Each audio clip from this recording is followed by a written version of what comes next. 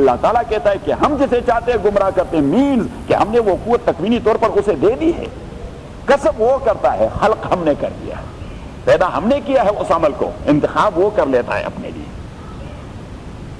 اچھا، وَلَٰكِنَّ اللَّهَ يَفْعَلُ مَا يُرِيدُ، لیکن جب تک آپ لاجک اور پھر اس کے بعد کیمیا، حکمہ، منطق اور حکمہ، اور پھر اس کے بعد الہیات، علم کلام، جب سٹیج وائز آپ ان چیزوں کو نہ پڑھیں تبھی تک یہ باتیں ذہن میں آتی نہیں ہیں. بڑا مشکل انتہائی. تبھی تو قاضی ابو یوسف نے ایک بار کہہ دیا کہ بھائی منطق اور فلسفہ پڑھے بغیر اگر علم کلام میں آپ گھس گئے تو زندیق ہو جائیں گے، کیونکہ آپ کو وہ بیس معلوم نہیں کہ کس چیز پہ یہ بیس کرتا ہے. Chemistry, all the things which are there in the world, they are discussing about these things. لیکن اللہ تعالیٰ یفعل کرتا ہے ما یرید، وہ ارادہ کرتا ہے. اور جب وہ ارادہ کرتا ہے تو میں ایک بات آپ کو بتا دوں کہ میں نے کہہ دیا کہ you cannot ask the Congress why you have passed such and such law. You cannot ask the Pakistani Qawmi Assembly and the Parliament why you have done so and so. While in Great Britain, now that is a small Britain, some time back, though کہ ابھی تک وہ سٹکر وہ لگاتے ہیں G B کا لگا. میں نے کہا ایس بی لگائیں، ایس بی لگائیں. ہاں تو اس کا کیا ہوگا؟ اچھا تو ایس بی لگائیں. اور ایس بی جو ہے یہ ہمارا جو ڈسٹرکٹ ہے سوابی ہمارا ڈسٹرکٹ ہے، تو ایس بی ان کا نمبر پلیٹ ہے کاروں کا. تو اس نے کہا کہ ایک آدمی نے کہہ دیا کہ یہ ایس بی ٹھیک رہے گا کیونکہ آج کا لندن صرف سوابی جیسا ہے. تو ایس بی وہ لگا دے بھائی. گریٹ برٹن اب توڑا رہا جی بی. اچھا اب وہاں پہ ان کا کانسٹیٹیوشن وہ لکھا ہوا نہیں ہے، برطانیہ کا قانون آئین وہ لکھا ہوا نہیں ہے. لکھا ہوا گو کہ پاکستان میں اسے بطور سبجیکٹ لا میں پڑھایا جاتا ہے. برٹش کانسٹیٹیوشن وہ ایک اہم پرچہ ہے ہمارے لا میں، برٹش کانسٹیٹیوشن. اور ہمیں یہ ایک جسٹس صاحب ریٹائر ہوئے ہیں، بڑے قابل آدمی ہیں، تو وہ ہمیں پڑھاتے رہے. تو وہ سپریمیسی آف دا پارلیمنٹ کی بات کرتے رہے کہ the British parliament is so supreme that it can make اور ان میک اینی لا، کہ جو وہ چاہے تو وہ قانون بنائے، میجارٹی اور اکثریت. تبھی تو کہہ دیا کہ gays and lesbian that is legal. تبھی تو کہہ دیا کہ بھائی کیونکہ وہاں تو کوئی اخلاقی ضابطے ہیں نہیں. وہاں تو یہ ہمارے علماء جو بھٹو صاحب کے زمانے میں لڑتے رہے کانسٹیٹیوشن میں اس بات کو ڈالنے، لوگوں کو سمجھ نہیں آ رہی تھی کہ ملک میں حاکمیت اعلیٰ یہ اللہ تعالیٰ کی ہوگی. مینز کہ میجارٹی پر مسئلے ڈیپینڈ نہیں کریں گے، ڈیپینڈ کریں گے پہلے قرآن و سنت پر. پہلے قرآن و سنت، ادروائز میجارٹی تو حرام کو حلال قرار دے گی تو پھر ہم اس کو بھی حلال کہیں گے. صحیح. تو اب اگر پاکستانی پارلیمنٹ نے ایسا کام کیا جو اللہ اور رسول کے حکم سے ٹکراتا ہے، an individual can go to any court of law and he can challenge that kind of legislation کیونکہ they had no any right to legislate such like قوانین. اس لیے کہ وہ ایک آرٹیکل نے انہیں پکڑے رکھا ہے، وہ ایک آرٹیکل نے انہیں پکڑے رکھا ہے کہ حاکمیت اعلیٰ یہ اللہ تعالیٰ کا اور سرکاری مذہب اسلام ہوگا، سرکاری مذہب اسلام. اور آج کی دنیا میں، پوری دنیا میں پاکستان وہ کانسٹیٹیوشنلی اسلامک اسٹیٹ ہے. اسلام امپلیمنٹڈ نہیں ہے لیکن کانسٹیٹیوشنلی وہ اسلامک اسٹیٹ ہے. اب افغانستان کا تو کوئی کانسٹیٹیوشن ریٹن ہے نہیں لیکن وہ اسلامک اسٹیٹ ہے. مینس کہ وہ کہتے ہیں Islamic Republic of Afghanistan, Islamic Republic of Afghanistan. There is no any other republic which is Islamic. Even Saudi Arabia ان کے آئین میں یہ نہیں ہے کہ یہ اسلامک ریپبلک ہے یا اسلامک کنگڈم ہے، بس وہ تو ہے kingdom of Saudi Arabia. Iran کے متعلق مجھے پتہ نہیں. اچھا ان دو کا پتہ ہے. تو اب اچھا تو اسلامک ریپبلک، اب اسلامک کا معنی یہ ہوتا ہے کہ Islam must be the base of every legislation, کہ ہر ایک لیجسلیشن اور قانون سازی کا منبع یہ اسلام ہوگا، قرآن و سنت ہوگا. تو وہاں کی پارلیمنٹ اسی کو وہ اوور رائڈ اور سپرسیڈ نہیں کر سکتی کہ اسی سے آگے چھلانگ لگائے، نہیں وہ نہیں کر سکتے. لیکن یہ تو آزاد ملک ہیں. وہ فکر اگر خام تو آزادی افکار، انسان کو حیوان بنانے کا طریقہ. وہ فکر اگر خام، علامہ نے اچھی بات کہی تھی کہ ہو فکر اگر خام تو آزادی افکار، انسان کو حیوان، تبھی تو انسان کو حیوان بنا رہے ہیں، انسان کو حیوان بنا، انسان کو حیوان بنانے کا طریقہ، اور آزادی افکار سے ہے ان کی تباہی، رکھتے نہیں جو فکر و تدبر کا سلیقہ۔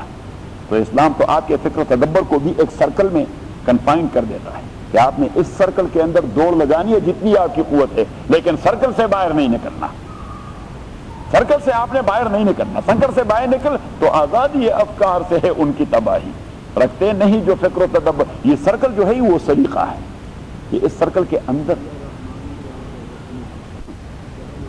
فَانْفُذُوا لَا تَنْفُذُونَ إِلَّا بِسُلْطَانٍ۔ اب برطانیہ کے آئین میں یہ چیز ہر ایک کو انڈرسٹوڈ ہے، اس کے ذہن میں پڑی ہوئی ہے کہ the king and queen are the throne is beyond law. وہاں کا ملکہ اور یا بادشاہ جو بھی کرے اپنے ملک کے اندر، کوئی اسے کسی کورٹ آف لا میں نہیں لے جا سکتے۔ وائی؟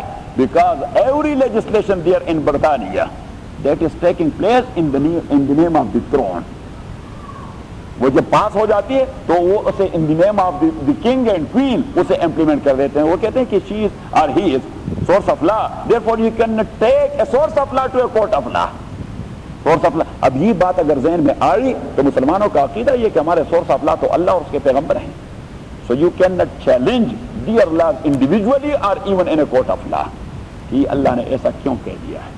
ابھی بات سمجھ میں آ گئی کہ اس لیے اللہ کریم نے واضح کر دیا کانسٹیٹیوشنل بات قرآن کریم میں کہہ دی کہ لا یسأل عما یفعل وهم یسألون۔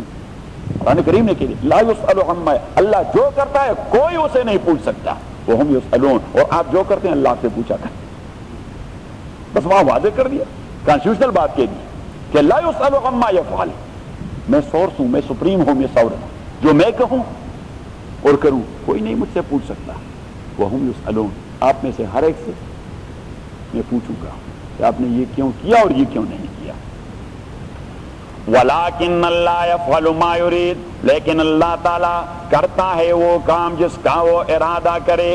اب میں نے کہہ دیا تھا کہ وہ توت والی بات، کیا توت والی بات کہ قرآن کریم کا اصل مرکز اور منبع وہ ہے توحید کی بات، کہ لڑنا جھگڑنا ہے، یہ تگ و دو کرنے ہیں، عبادات کرنے ہیں، زندگی استوار کرنی ہے، فیملی لاز کو اس طرح استوار کرنا ہے، اسٹیٹ لاز کو اس طرح، ایڈمنسٹریشن کو اس طرح، جی انٹرنیشنل لا کو اس طرح، نیشنل لا کو اس طرح، بزنس اور ٹرانزیکشن کو اس طرح، لیکن اس کی فاؤنڈیشن وہ ہے توحید۔ تو چوتھے نمبر پر توحید کا مسئلہ، پھر along with signs and evidence and arguments and reasons، اللہ تعالیٰ کے وہ بات توت والی جو ہے وہ یاد رکھا کریں۔ یہ میرے قریب صاحب ان کو ابتدا میں ایک لطیفہ سنا دیا تھا کہ توحید کی جب بات آئے گی تو میں کہوں گا کہ توت والی بات آپ ہر جگہ یاد رکھیں گے۔ تو میں نے لطیفہ سنایا کہ ایک آدمی تھا، اس کے یہ تربوزوں کا باغ تھا، واٹر میلن کا، تو اس نے بڑے بڑے تربوز اسے کاٹ لیے اور ایک گدھے پہ لاد کر وہ بادشاہ کے لیے بطور گفٹ لے جا رہے تھے کہ شاید خوش ہو کے کوئی تحفہ مال دولت دے دے گا۔ بادشاہ وہ شکار کھیلنے سارا میں آ گیا تھا، یہ آدمی جب جا رہا تھا بادشاہ کو سلام کر گیا، پہچانتا تو نہیں تھا، کوئی شکاری ہے۔ اس نے پوچھ دیا کیا ہے بیٹے؟ اس نے کہا تربوز ہے۔ کہاں لے جا رہے ہیں؟ اس نے کہا نہیں جی تو میں بادشاہ کے لیے جا رہا ہوں۔ اس نے کہا بادشاہ کیا ضرورت، کس لیے لے جا رہے ہیں؟ اس نے کہا اس لیے اگر خوش ہو گئے کچھ سونا سلور دے دیا تو اس نے کہا اگر نہیں دیا تو اس نے ماں بہن کی گالیاں شروع کر دی بادشاہ کو۔ تو پھر اس کا ایسا اور تیسا اور فلان اور فلان اور فلان اور فلان، وہ خوب بڑاس نکالی کہ اگر نہیں دیا تو پھر اس کا ایسا تیسا۔ بادشاہ 20 وہ مخمصے میں پڑ گیا، عجیب آدمی ہے، اتنی بڑاس نکالی۔ اب بادشاہ بھی گھوڑے پہ سوار ہو کے اس آدمی کے انتظار کے لیے پہلے پہنچ گیا، اور یہ تو گدھے کو ہانکتا ہوا چلا جا رہا تھا۔ بادشاہ نے کہا جیسے ایک آدمی ہے، گدھا ہے، تربوزے رکھے ہوئے ہیں، اس کو کوئی رکاوٹ نہ ڈالے، بس اندر میرے پاس لے آئیں۔ جب یہ پہنچ گیا بادشاہ کو دیکھ لیا، گو کے کپڑے تبدیل کر دیے تھے لیکن اسے پہچان لیا تو توت والا آدمی تھا، جہاں توت کے درخت کے نیچے وہ کھڑا ہوا تھا، اور جس کو تو میں نے ایسی گالیاں دی کہ اللہ رحم فرمائے، پتہ نہیں اب حشر کیا ہوگا۔ اب اسے انکار بھی تو نہیں کر سکتا، فیس ٹو فیس بات تھی۔ تو اس نے کہا بیٹے کیسے آئے ہو؟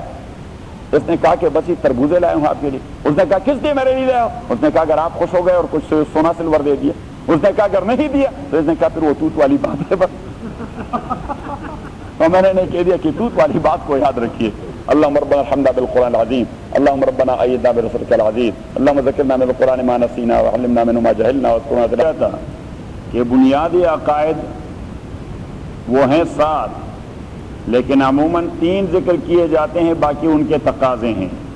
توحید کہ اللہ تعالیٰ یک و تنہا ہے رسالت کہ اللہ نے انبیاء اور رسول بھجوائے ہیں، اور بعض بعد الموت کہ ہم سے ہمارے عقائد اور ہمارے اعمال کی بعض پرس ہوگی مرنے کے بعد۔ ان تمام عقائد میں سب سے بنیادی اور اساسی عقیدہ وہ ہے توحید کا، توحید والا عقیدہ۔ اب سورہ البقرہ میں توحید کا عقیدہ سب سے پہلے وہ آیت نمبر 21 میں ذکر کیا گیا تھا، یا ایھا الناس اعبدوا ربکم، او لوگو اعبدوا ربکم، اللہ کو ایک مانو، اپنے پروردگار کو ایک مانو۔ ہم نے وہاں اعبدو کا ترجمہ کیا تھا وحدو، ایک مانو۔ کیوں؟ اس لیے کہ حضور علیہ السلام نے فرمایا کہ ان التوحید راس الطاعات، سارے عبادات کا سرچشمہ توحید کا عقیدہ ہے۔ اگر عقیدہ توحید والا نہ ہو تو عبادات بیکار ہیں، پھر نہ نماز قبول ہے، نہ روزہ قبول ہے، کچھ چیز بھی قبول نہیں۔ توحید اس کے لیے وہ بیسک کانٹریکٹ ہے اللہ تعالیٰ کے ساتھ۔ تو اگر کوئی آدمی کانٹریکٹ کیے بغیر کسی کا کام کر جائے، he has know any right کہ وہ ویجز مانگ لے یا کمپنسیشن مانگ لے، اس کا استحقاق نہیں ہوتا۔ تو بنیادی بات وہ ہے توحید کا عقیدہ۔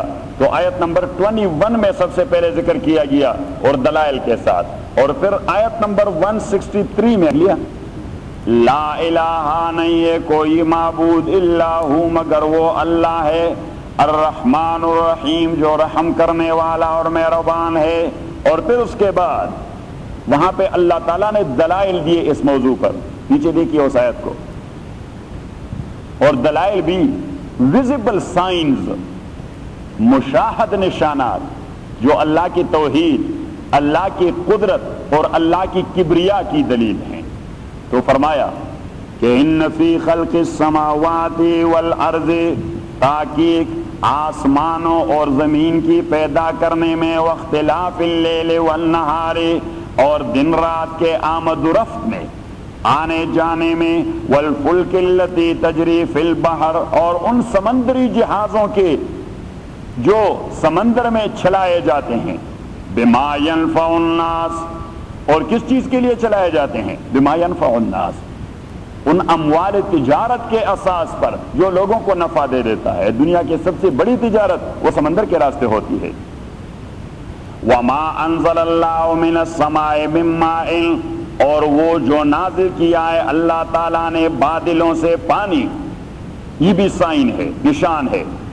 فاحیا بالارض بعد موتہا، زندہ کر دیا ہے اس کے ذریعے زمین کو اس کے مرنے کے بعد۔ جو زمین خشک ہو وہ مری ہوئی ہوتی ہے، وہاں کوئی زندگی نہیں ہوتی۔ جب بارش برس جاتی ہے اس میں زندگی پیدا ہو جاتی ہے، پودے نکل آتے ہیں۔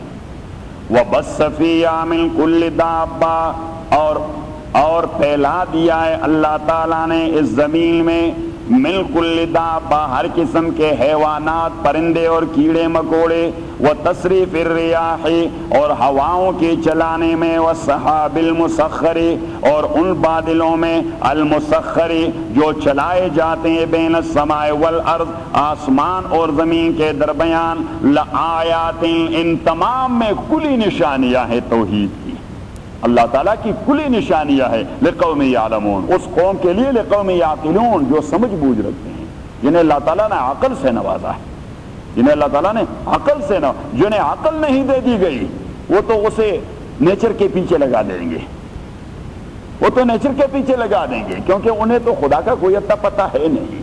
تو اللہ کریم نے فرمایا خدا کے وجود کے دلائل ہیں اور کلیئر کٹ سائن اور نشانیاں ہیں، لیکن اس قوم کے لیے جو عقل کرتے ہیں، لآیات لقوم یعقلون۔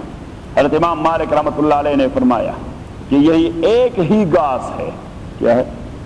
ایک ہی گھاس ہے، یعنی توت کے پتے، اگر آپ اسے ہرن کو کھلائیں تو وہاں نافع اور مشک پیدا ہو جاتا ہے اسی سے، اور اگر آپ اسے بکری کو کھلائیں تو وہاں دودھ اور مینگنیاں پیدا ہو جاتی ہیں، اور اگر آپ ریشم کے کیڑے کو کھلائیں تو وہاں ریشم پیدا ہو جاتا ہے۔ یہی ایک چیز اور اس کی مختلف خصوصیات مختلف حیوانوں میں، یہ خدا کی وجود کی دلیل ہے۔ وفی کل شیء لہ آیۃ تدل علی انہ واحد۔ ابو نواس عربی کے ایک شاعر تھے، وہ کہتے ہیں کہ کائنات کے ہر ذرے ذرے میں ایک کلیئر کٹ سائن موجود ہے کہ اللہ موجود ہے اور وہ وحدہ لا شریک ہے۔ تو دوسری بار دلائل کے ساتھ عقیدہ توحید، یہ آیت نمبر 163 اور 164 میں۔ اب تیسرے بار بہت سارے مسائل اللہ تعالیٰ نے بیان فرمائے، بہت سارے، قتال سمیت، جہاد سمیت، فائٹ سمیت، اسٹیٹ سسٹم سمیت اور ریاستی نظام سمیت بنی اسرائیل کے واقعات بھی سنائے، لیکن کہا کہ بات وہی توت والی ہوگی، کہ وہ بات یاد رکھے، یہ ساری تگ و دو ایک ہی عقیدہ اپنانے کے لیے ہے کہ اللہ تعالیٰ موجود ہے اور وہ وحدہ لا شریک ہے۔ صحیح؟ تو پھر توحید کے عقیدے پہ واپس چلا گیا۔ ایھا الذین آمنوا، او ایمان والو، انفقوا مما رزقناکم، یہ تو سابقہ مضمون کے ساتھ متعلق ہے، کیونکہ سابقہ مضمون ہے قتال کا۔ کس چیز کا؟ قتال کا، اللہ کی دین کی بلندی کے لیے لڑنا اللہ کے راستے میں، لیکن وہ لڑنا تو مفت میں نہیں ہوتا، اپنے پیسے لگانے ہوتے ہیں۔ یہ چوتھی بار ہے کہ جب اللہ قتال کا تذکرہ کرتا ہے تو جیب کا تذکرہ بھی ساتھ کر لیتا ہے۔ صحیح ہے؟ جیب کا، ہم دین لانا چاہتے ہیں لیکن پیسہ لگائے بغیر، ہم چاہتے ہیں کہ اس طرح مفت میں آ جائے، ہم چاہتے ہیں کہ دین آ جائے لیکن مفت میں، نہ وقت لگاتے ہیں جی اور نہ پیسہ لگاتے ہیں، تو دین کیسے آئے گا؟ نہیں آئے گا۔ یعنی ہمارے جیب میں جو پیسے آتے ہیں وہ وقت لگائے بغیر آتے ہیں؟ کچھ وقت انویسٹ کرتے ہیں، کچھ اپنے پیسے انویسٹ کرتے ہیں، تو پس منظر میں کچھ نہ کچھ دنیاوی اعتبار سے مل جاتا ہے۔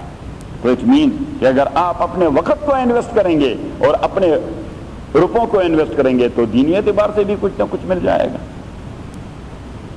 یا ایھا الذین آمنوا، او ایمان والو، انفقوا مما رزقناکم، آپ خرچ کیجئے اس مال سے، رزقناکم جو ہم نے تمہیں دیا ہے۔ آپ کے باپ کا توڑا ہے؟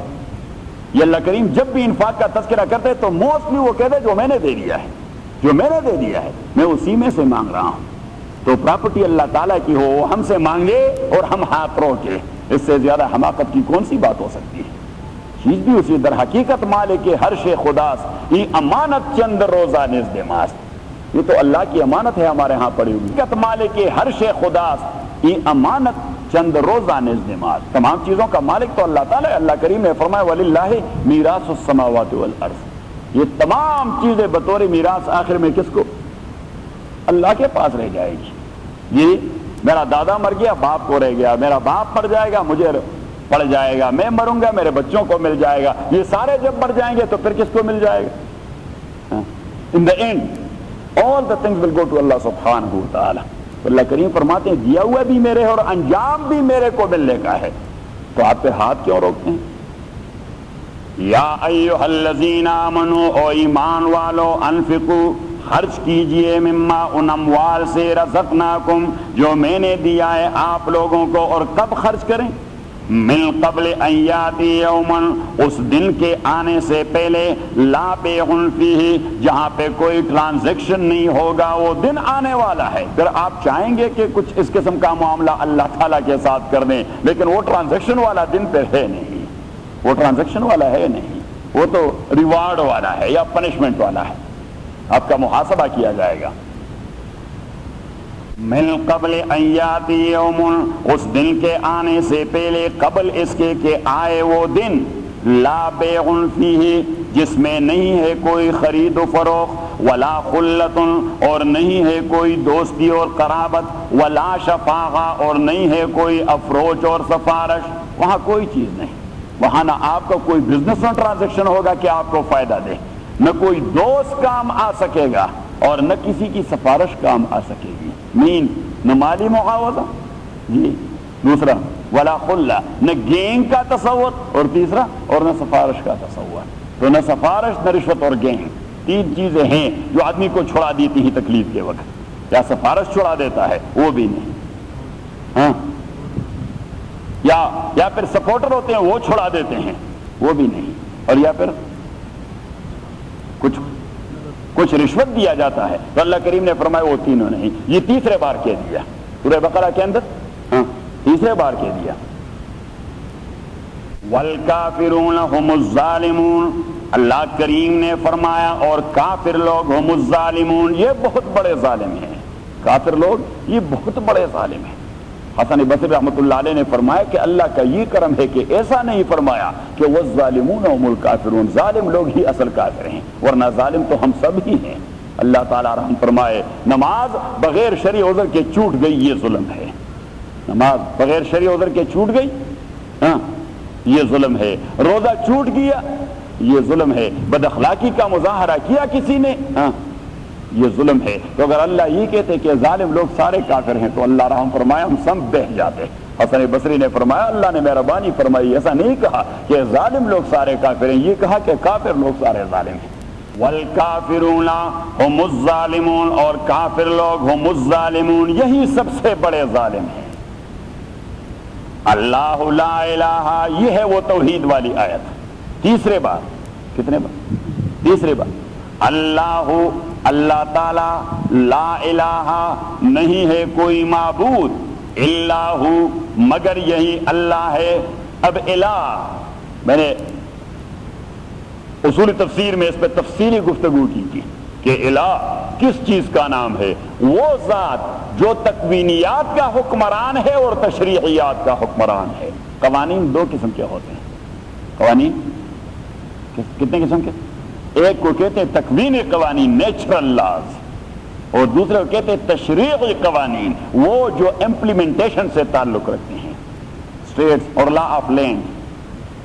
اب جہاں تک تکوینی قوانین کا تعلق ہے، اب یہ سورج کا نظام، ستاروں کا نظام، چاند کا نظام، زمین کا نظام، ہواؤں کا نظام، دریاؤں کا نظام، گرمی سردی کا نظام، یہ پیدائش اور اموات کا نظام، مرنے اور جینے کا نظام، یہ ساری چیزیں تکوینیات ہیں، یہ تکوینی قوانین ہیں۔ ان تکوینی قوانین میں کسی مائی کے لال کا کوئی بس نہیں چلتا، یہ اللہ اپنے مرضی سے چلاتا رہتا ہے، یہ اللہ اپنے مرضی سے چلاتا رہتا ہے۔ اگر ہمیں بھی کچھ دخل اندازی دے دیتے کہ بھائی آپ کچھ دخل اندازی کر سکتے ہیں، تو کب ہم ہیونلی باڈی اور یہ ستاروں اور چاند اور سورج کے نظام کا بیڑا غرق کر دیتے ہیں، جس طرح تمام نظام کا بیڑا غرق کر چکے ہیں۔ لیکن وہ نظام اللہ تعالیٰ اپنے تئیں چلاتا ہے، تکوینیات کا۔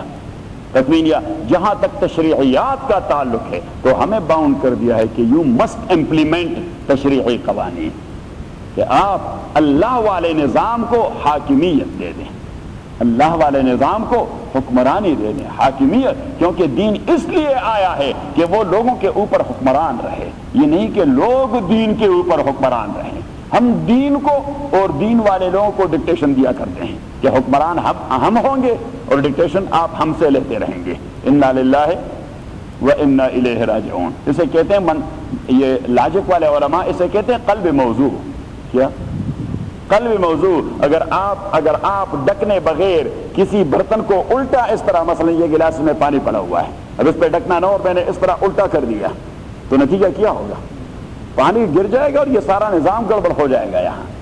اب ہم نے قلب موضوع کر دیا ہے، بجائے اس کے کہ ہم دین سے ڈکٹیشن لے لیں، ہم دین کو ڈکٹیشن دیا کرتے ہیں، بجائے اس کے کہ ہم دین کے عالم سے ڈکٹیشن لے لیں، اسے ڈکٹیشن دے دیتے ہیں کہ آپ ہماری مانیں، اس طرح کریں گے اور اس طرح کریں گے اور اس طرح کریں۔ ان الملوک لیحکمون علی الوراء وعلی الملوک لیحکم العلماء۔ علماء فرماتے ہیں کہ بادشاہ وہ حکمران ہوتے ہیں عوام کے، لیکن بادشاہوں کے حکمران قرآن و سنت کے علماء ہوتے ہیں۔ جب تک قرآن و سنت کے علماء بادشاہوں کے حکمران نہ بنے کوئی نظام، یہ تکوینیات کا حکمران ہے، اس میں کسی کو کوئی قوت نہیں دی، تشریعیات کا حکمران ہے، ہمیں مکلف کر دیا، آپ نے اسے امپلیمنٹ کرنا ہے۔ اب میرے بس میں تو قوت نہیں، لیکن میرا عقیدہ یہ ہے کہ اللہ کی زمین پر نظام کس کا ہوگا؟ اللہ کا۔ میری تمنا یہ ہے، میں چاہتا یہ ہوں کہ زمین اللہ کی، انسان سارے اللہ کے، تو حکومت نیک بندوں کی ہونی چاہیے اور نظام اللہ کا ہونا چاہیے۔ حکومت نیک بندوں کی اور نظام اللہ کا ہونا چاہیے۔ اگر یہ تڑپ بھی کسی کے دل و دماغ میں نہ ہو تو نبی کریم صلی اللہ علیہ وسلم نے فرمائی یموت میتۃ جاہلیۃ، وہ بالعاقبت جاہلیت کی موت مرے گا، کیونکہ اس کے ذہن میں دین کی حاکمیت کا تصور نہیں ہے۔ وہ دین کو انڈیویجول مسئلہ سمجھتے ہیں کہ نماز روزے کا نام ہے، اور ہم نے کہہ دیا کہ ادخلوا فی السلم کافہ۔ اللہ کریم نے فرمایا نو نو نو نو نو نو، یہ عبادات تو اسی کا ایک شعبہ ہے، عقائد اسی کا ایک شعبہ ہے۔ عقائد that is the root and that's the fountain and that is the اساس and اصل، that is the foundation۔ اب وہ اساس ہے، پھر عبادات پہ چلیں to be in touch with اللہ سبحانہ و تعالی، اور اس کے بعد آپ نے اپنے انڈیویجول لائف کو بھی دین کے اساس پہ استوار کرنا، اپنے فیملی لائف کو بھی دین کے اساس پہ استوار کرنا، اپنے سوشل لائف کو بھی دین کے اساس پہ استوار کرنا۔ دین زندگی کے ہر میدان میں آپ کا قائد اور لیڈر ہوگا تو آپ مسلمان بن جائیں گے۔ اگر آپ کہیں کہ نہیں دین ہمارے سوشل لائف کو فالو کرے، سوشل لائف ہم خود اپنا بنائیں گے اور دین ہماری اتباع کر دے، ٹھیک ہے، دین کو تھوڑا سا اس طرح، یہ آٹے کی بلی ہے اس کی ناک کو ذرا اس طرح کر دیں گے، خود بدلتے نہیں قرآن کو بدل دیتے ہیں۔ علامہ نے کیا عجیب بات کہی کہ خود بدلتے نہیں قرآن کو بدل دیتے ہیں، ہوئے کس درج فقیہان حرم بے توفیق، کہ ہم دین کو اپنے خواہشات کے قالب میں ڈالتے ہیں، اپنے خواہشات کو دین کے قالب میں نہیں ڈالتے، تو یہ ہے تشریعیات کے خلاف۔ اور ہم کہتے ہیں لا الہ الا اللہ، دین کے تکوینیات اور تشریعیات کا کوئی دوسرا حاکم ہے نہیں سوائے اللہ تعالیٰ کی، عقیدت تو یہ اپناتے ہیں، کہتے یہی ہیں، اور پھر اس کے اوپر کڑے ہو جاتے ہیں۔ اللہ لا الہ، اللہ تعالیٰ لا الہ، اسے کہتے ہیں آیت الکرسی۔ کیا کہتے ہیں؟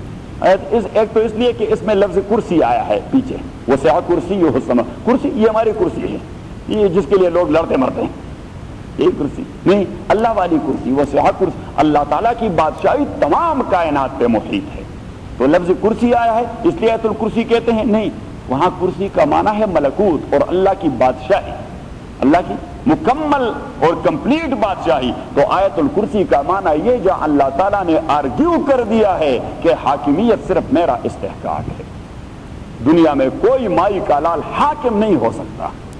تبھی تو نبی کریم صلی اللہ علیہ وسلم نے اپنے کو کبھی حاکم نہیں کہا، اللہ کا خلیفہ کہہ دیا۔ ابو بکر کو کسی نے حاکم نہیں کہا، کیا کہا؟ خلیفۃ المسلمین اور امیر المومنین کہہ دیا۔ عمر و عثمان کو کسی نے حاکم نہیں کہا، کیا کہا؟ امیر المسلمین اور خلیفۃ المسلمین کہہ دیا۔ علی کو کسی نے حاکم نہیں کہا، کیا کہا؟ خلیفۃ المسلمین کہ you people are the viceroys of اللہ سبحانہ و تعالی، کہ آپ کا وہ حکم وہ لیگل ہے which is approved by the commandments of Allah سبحانہ و تعالی۔ تبھی تو حضرت عمر رضی اللہ تعالیٰ عنہ جب ممبر پر کھڑے ہو گئے، پہلے دن نشری تقریر کر رہے تھے خلافت کے بعد، ہزاروں لوگ موجود تھے، حضرت عمر نے کہہ دیا لو امرتکم بما امر بہ اللہ ورسول وقضى بہ ابو بکر، اگر میں آپ کو وہ حکم دوں جو اللہ نے دیا ہے، رسول پاک نے دیا ہے، اور ابو بکر نے اس کا فیصلہ کیا ہو، ابو بکر کا پریسیڈنس اس میں موجود ہو، کیونکہ precedence this is also a source of law, precedence نظائر that is also a source of law. تو اس نے کہا کہ اگر پریسیڈنس ابو بکر کا موجود ہو، قرآن کا حکم موجود ہو، رسول پاک کا حکم موجود ہو، اور میں بھی وہی حکم دے دوں تو آپ کیا کریں گے؟ تمام لوگوں نے کہہ دیا فبالراس والعین، سر آنکھوں تسلیم ہی کریں گے۔ تو انہوں نے کہا ولا وجدت، اگر میں ذرا ٹیڑھا ہو گیا، وہاں سے ڈیویٹ ہو گیا، اس راستے سے تھوڑا سا ڈیویٹ ہو گیا، تو ایک بدو صحرائی آدمی اس نے اپنے تلوار کو اس طرح لہرایا ہوا میں، جمپ کر کے اس نے ہوا میں لہرایا ہزاروں لوگوں کے سامنے کہ نقوم اعوجاجک بحد سیوفنا، آپ ٹیڑھے ہوں گے اور ڈیویٹ ہوں گے تو ہم نے اپنے تلواروں کو کیوں داری دار رکھا ہوا ہے، ہم اس سے ٹیڑھے کو درست کر سکتے ہیں، جو ٹیڑھا ہو جاتا ہے ڈیویٹ ہو جاتا ہے اسے سیدھا کر سکتے ہیں۔ اب یہ دیکھیے وہ خلیفہ تھے، حاکم نہیں تھے، ان دا سینس جو ہماری تھنکنگ ہے۔ وہ فوراً دوڑ کے اس بدو کے پاس آئے، اسے سینے سے لگایا، اس کے لبوں کو بوسہ دیا، الحمدللہ الذی جعل فی رعیت عمر من یقوم اعوجاجہ بحد سیفہ، خداوندہ آپ کے لیے تعریفیں ہیں، آپ نے عمر کی رعیت میں ایسے لوگ پیدا کیے ہیں، اگر عمر وہ ٹیڑھا ہو جائے گا تو وہ اپنی تلوار کی دھاری سے اور دار سے اس کو سیدھا کر سکیں گے۔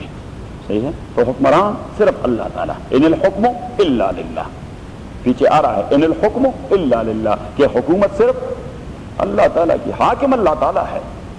آپ اگر مسلمانوں کے بادشاہ ہیں تو آپ کا وہ ایکٹ لیگل ہے جسے قرآن و سنت اپروو کر دیں، اگر قرآن و سنت اپروو نہ کرے تو شریعت میں اس کی کوئی حیثیت نہیں۔ لا الہ، اللہ تعالیٰ نہیں ہے کوئی معبود اور نہیں ہے کوئی تشریعی اور تکوینی حکمران، الا ہو، مگر یہی اللہ ہے، الحی۔ اب یہ دعویٰ ہے، یہ کیا ہے؟ اللہ نے کلیم کر دیا کہ میرے علاوہ کوئی دوسرا معبود اور حکمران نہیں ہے۔ کیوں نہیں ہے؟ یہ پیچھے دلائل کا ایک سلسلہ لگا دیا، یہ پیچھے دلائل کا آرگومنٹس کا ایک سلسلہ لگا دیا، پلیز کا ایک سلسلہ لگا دیا، کہ کیوں؟ اس لیے کہ الحی وہ ایسا ذات ہے جو زندہ ہے ابداً، زندے تو ہم بھی ہیں لیکن یہ زندگی بھی کوئی زندگی ہے، ایک منٹ کا پتہ نہیں لگتا کہ منٹ بعد کیا حشر ہوگا فلان اور فلان کا، فلان۔ تو اللہ کریم فرماتے ہیں کہ ایک ہی زندہ رہنے والا میں ہوں، کل من علیہا فان ویبقى وجہ ربک ذی الجلال والاکرام. اللہ کریم نے فرمایا ساری چیز بگ کرنچ کا شکار ہو کے ختم ہو جائیں گی اور صرف اللہ کی ذات باقی رہے گی. تو اللہ تعالیٰ کیوں حکمران ہے اور معبود ہے کوئی اور نہیں؟ اس لیے کہ الحی وہی ایک ہی زندہ اور ابداً رہنے والا ہے، القیوم اور وہی ایک ذات ہے قیوم. یہ ہے قیم کا صیغہ مبالغہ، مبالغے کا مبالغہ ہے، ایگزیجریشن کا یا آپ یوں کہہ سکتے ہیں کہ یہ سپرلیٹو ڈگری کا ایک دوسرا سپرلیٹو ہے. قیم خود اپنے تئیں بھی سپرلیٹو ہے لیکن قیم کو فردر سپرلیٹو کر دیا کہ القیوم کائنات کے تمام نظام کا مدبر اور ارینج کرنے والا وہی اللہ تعالیٰ ہے. کائنات کے تمام نظام کا مدبر وہی اللہ تعالیٰ ہے اور کوئی نہیں. لا تاخذہ سنۃ ولا نوم، اپنی گرفت میں نہیں لے سکتا اس اللہ تعالیٰ کو سنۃ اونگ. اونگ جانتے ہیں؟ ہاں اسے کہتے ہیں اونگ، اسے اونگ کہتے ہیں. ہاں وہ نہیں نوید اب اونگتا نہیں. ہاں لا تاخذہ نہیں پکڑ سکتا ہے اللہ تعالیٰ کو سنۃ اونگ ولا نوم اور نہ نیند. لا تاخذہ سنۃ ولا نوم. اب دیکھیے بادشاہی تو اسی کو زیبا ہوتا ہے یہ سارے لوگ آرام سے سوئیں اور وہ جاگ کے ان کی حفاظت کرتا رہے. تو اللہ کریم فرماتے ہیں کوئی دوسرا مائی کا لال بھی ایسا ہے جو جاگا رہے، جاگتا رہے. صحیح اپنے تئیں وہ کوشش کرتا رہے گا لیکن انسان ہے وہ سوتا جائے گا تو حکمران نہیں ہوگا، وہ خلیفہ ہوگا. حکمران نہیں. حضرت عمر رضی اللہ تعالیٰ عنہ ساری رات مدینہ کے کوچوں میں گشت لگایا کرتے تھے کہ او مدینہ والو آرام کی نیند سو، آپ کا خادم عمر آپ پہ پیرا دے رہا ہے. وہ پیرا دے رہا. حکمران جاگتا رہے تو رعیت آرام کی نیند سو جائے گی اور اگر حکمران سو جائے تو رعیت کا بیڑا غرق. صحیح. لا تاخذہ سنۃ ولا نوم، نہیں پکڑ سکتا گرفت میں نہیں لا سکتا ہے اللہ تعالیٰ کو سنۃ اونگ ولا نوم اور نہ نیند. لہو ما فی السماوات. اب الحی یہ ایک دلیل، القیوم دوسری دلیل، لا تاخذہ سنۃ ولا نوم تیسری دلیل کہ وہی حکمران ہے اور وہی معبود ہے. اور چوتھی دلیل لہو ما فی السماوات وما فی الارض، اسی اللہ کی ملکیت ہے وہ ساری چیزیں جو زمین میں ہیں جو آسمانوں میں ہیں، وما فی الارض اور وہ ساری چیزیں جو زمین میں ہیں اسی اللہ کی ملکیت ہے. اب زندہ ابدن بھی وہی، مدبر سارے امور کا بھی وہی، اسے اونگ اور نیند اپنی گرفت میں نہیں لے سکتا، مالک بھی تمام چیزوں کا وہی. چار دلائل. پانچواں من ذا الذی یشفع عندہ الا باذنہ، کون ہے وہ آدمی یا وہ شخص یشفع عندہ جو سفارش کر سکے اللہ کے دربار میں الا باذنہ، ہاں اللہ کی اجازت سے. اللہ کی اجازت سے. یہ مشرکین مکہ پہ ایک کک مار رہا ہے کہ انہوں نے اپنے سٹیچوز اور اپنے آئیڈلز اور اپنے بتوں اور اصنام اور تماثیل کو جو مورتیاں بنائی تھی بزرگوں کے شبیہ بنا کر، کس کے شبیہ؟ بزرگوں کے شبیہ بنا کر، ان کی صورتیں بنا کر. بڑے بزرگ تھے، سینٹ تھے، بڑے ولی اللہ اور خدا رسید آدمی تھے، تو ان کے اسٹیچو بنا کر ان کی پوجا کیا کرتے تھے. مشکلات کے ازالے کے لیے ان کے پاس جایا کرتے تھے. اگر آپ کہہ رہے تھے ارے بھائی یہ کیا ہے، وہ کہہ رہے تھے ہمارے سفارشی ہیں، یہ اللہ کہتے ہیں مقرب ہیں کہ اللہ سے بات منوا سکتے ہیں. اللہ کریم فرماتے رہے ارے خدا کا خوف کرو، ایسا بھی کوئی مائی کا لال ہے اللہ کی رضا کے بغیر سے بات منوائے. من ذا الذی، کون ہے وہ شخص یشفع عندہ جو سفارش کر سکے اور بات منوا سکے اللہ کی دربار میں اللہ سے، الا باذن، مگر یہ کہ اللہ اسے اجازت دے دے. تو اللہ کریم محمد پاک صلی اللہ علیہ وسلم کو اجازت دے دے گا کہ آپ اپنی امت کی سفارش کریں. حافظ قرآن کو اجازت دے دے گا کہ آپ اپنے قبیلے کے 10 آدمیوں کے یا اپنے احباب کے 10 آدمیوں کی سفارش کریں. عالم دین کو اجازت دے دے گا کہ آپ اپنے اتباع کی سفارش کیا کریں. لیکن اسے کہتے ہیں شفاعت اذنی. کیا کہتے ہیں؟ شفاعت اذنی. Totally depend upon the permission of اللہ سبحانہ و تعالی. صحیح، اور وہ جو مشرکین مکہ کا عقیدہ ہے دیٹ از ٹوٹلی شرک. خدا کرے میں خود بچ جاؤں. منزل، کیونکہ حضرت عمر جیسے بڑے آدمی کہتے ہیں خدا نے قیامت کے دن ایک آواز لگائی کہ سارے لوگ جنت میں، ایک آدمی جہنم میں جائے گا. حضرت عمر فرماتے ہیں میں ڈرتا ہوں کہیں وہ میں نہ ہوں. اور فرمایا کہ اس کی رحمت کی امید اتنی پکی ہے مجھے کہ اگر کہہ دیا جائے کہ سارے لوگ جہنم میں، ایک آدمی جنت میں، حضرت عمر فرماتے ہیں میری کوئی امید ہو میں ہوں گا. اسے کہتے ہیں الایمان بین الخوف والرجاء. ایمان کو آپ ڈر اور امید کے درمیان رکھیں گے. من ذا الذی یشفع عنده الا باذنہ، کون ہے وہ شخص جو سفارش کر سکے اللہ کے ہاں جبرن. یہ قید آپ یاد رکھیں کیسی؟ جبرن. الا باذنہ، مگر اللہ کی اجازت سے. یعلم ما بین ایدیہم وما خلفہم، یعلم جانتے ہیں اللہ تعالیٰ ان تمام احوال کو، بین ایدیہم جو ان کے آگے ہیں، وما خلفہم اور وہ جو ان کے پیچھے ہیں. اب آگے ہیں اور پیچھے ہیں مینز جو اس کے مشاہدے میں ہیں، انسان کے مشاہدے میں. اللہ ان احوال کو بھی جانتا ہے جو انسان کے مشاہدے سے باہر ہے اور اس انسان سے تعلق رکھتا ہے. اللہ ان احوال کو بھی جاننے والا ہے، کیونکہ وما یخفی علی اللہ شیء فی الارض ولا فی السماء. اللہ کریم فرماتے ہیں آسمان و زمین کا کوئی چیز مجھ سے ڈکا چھپا تو نہیں رہ سکتا.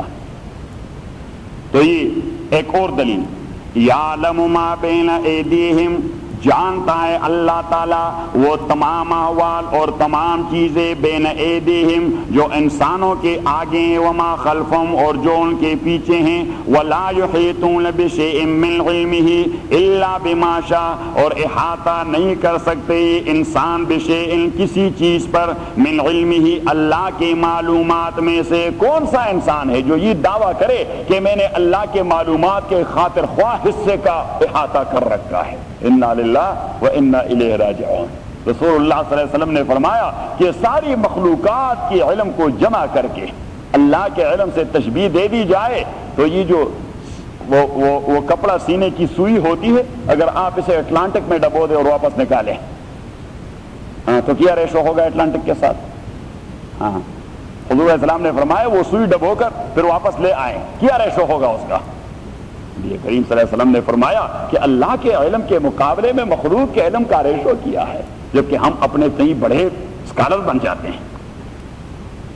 ولا یحیطون بشیء من علمی، اور احاطہ نہیں کر سکتے لوگ بشیء کسی ادنا سی چیز پر، من علمی اللہ کے معلومات میں سے، الا بما شاء مگر وہ چیز جسے اللہ ارادہ کر دیتا ہے تو تھوڑی بہت کسی کو دے دیتا ہے. کسی چیز کا علم تھوڑی بہت دے دیتا ہے.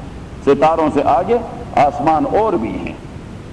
وسع کرسیہ السماوات والارض، وسع وسعت ایک لفظ اردو میں بھی مستعمل ہے، وسعت. وسع کرسیہ السماوات والارض، وسع کرسیہ السماوات والارض. وسع کا معنی ہے لپیٹ میں لے لینا. وسع کرسی، اس کی بادشاہی آسمان اور زمینوں کو اپنی لپیٹ میں لیے ہوئے ہے، یعنی کوئی چیز اس کی بادشاہی سے باہر نہیں ہے. وسع کرسیہ السماوات والارض، اور احاطہ کر چکے کرسیہ اللہ تعالیٰ کی بادشاہی، السماوات آسمانوں پر، والارض اور زمین پر. ولا یؤود، اچھا یہ اتنی بڑی سلطنت. اب کلنٹن ہے امریکہ کا صدر، لیکن کیلیفورنیا کے لیے ولسن کو گورنر مقرر کر رکھا ہے کیونکہ سارے معاملات کو خود ٹیکل نہیں کر سکتا. اتنی بڑی کائنات اللہ کی بادشاہی ہے، وہ تو بہت تکا ہارا ہوگا، بہت تکا ہارا ہوگا. He will be so much tired as far as this kind of responsibility is concerned. تو اللہ کریم نے فوراً خدشے کا ازالہ کر دیا کہ ولا یعودہ، اور نہیں تکا سکتا اللہ تعالیٰ کو حفظہما، ان دونوں کی چوکیداری اور حفاظت. وہو العلی العظیم، اور یہی اللہ تعالیٰ العلی بڑائی والا ہے، العظیم اور عظمت والا ہے. اب 7 دلائل اللہ تعالیٰ نے موضوع پر دے دیے. کتنے دلائل؟ 7 دلائل کہ اللہ کے علاوہ کوئی معبود نہیں، اللہ کے علاوہ کوئی مسجود نہیں، اور اللہ کے علاوہ کوئی مقصود نہیں. انسان کا مقصود ہونا چاہیے صرف اللہ تعالیٰ. وہ اپنی لائف کے اساس پر اللہ کو طلب کرے، اپنے بچوں کے اساس پر اللہ کو طلب کرے، اپنے دولت کے اساس پر اللہ کو طلب کرے، مینز ان تمام کو اللہ کے راستے میں لگائے، ان تمام کو اللہ کے راستے میں لگائے۔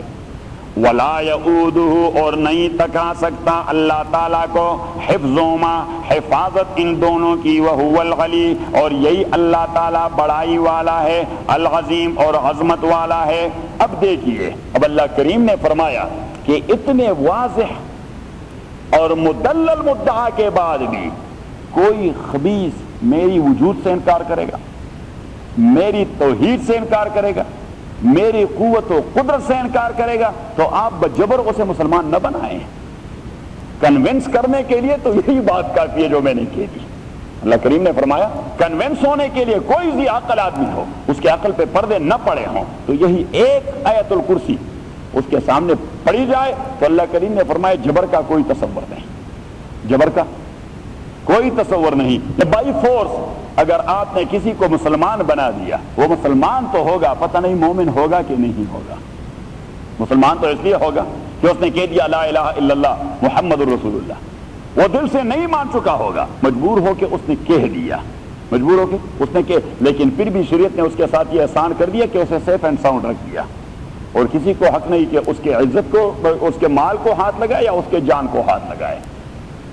حضرت اسامہ ابن زید رضی اللہ تعالی عنہ وہ رسول اللہ صلی اللہ علیہ وسلم کے پاس آئے کہ جی میدان جنگ میں جب میں نے ایک کافر پر اپنی تلوار سونت لی تو اس نے فوراً کہہ دیا اشہد ان لا الہ الا اللہ واشہد ان محمدا عبدہ ورسولہ۔ حضور علیہ السلام خوش ہو گئے اور اسامہ سے کہنے لگے اسامہ پھر آپ نے کیا کہ اس نے کہا قطعت، میں نے 2 لخت کر دیا، بس سر تنے سے جدا کر دیا۔ حضور علیہ السلام کو غصہ آیا، رنگ میں سرخی آ گئی، اور وہاں سارا مسلم اسامہ کلمہ پڑھ کے اس مسلمان نہیں ہو گیا تھا، آپ کو کیا حق تھا کہ آپ اسے قتل کریں؟ اس نے کہا انما قال عاصما لنفسه، وہ جس صرف میرے ضرب سے اپنے آپ کو بچانا چاہتا تھا، وہ مسلمان توڑا ہو رہا تھا۔ حضرت اسامہ پہ نبی کریم صلی اللہ علیہ وسلم نے اتنی ڈانٹ پلائی اسے کہ کہہ دیا فَهَلَّا شَقَقْتَ قَلْبَهُ، پھر آپ اس کے دل کو چیرتے اور وہاں داخل ہو جاتے کہ دل سے کہہ دیا زبان سے کہہ دیا ہے۔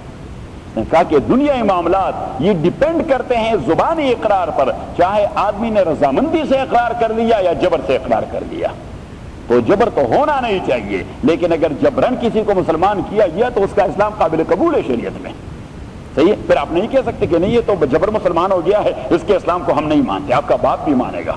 رسول اللہ صلی اللہ علیہ وسلم نے اپروو کر دیا ہے۔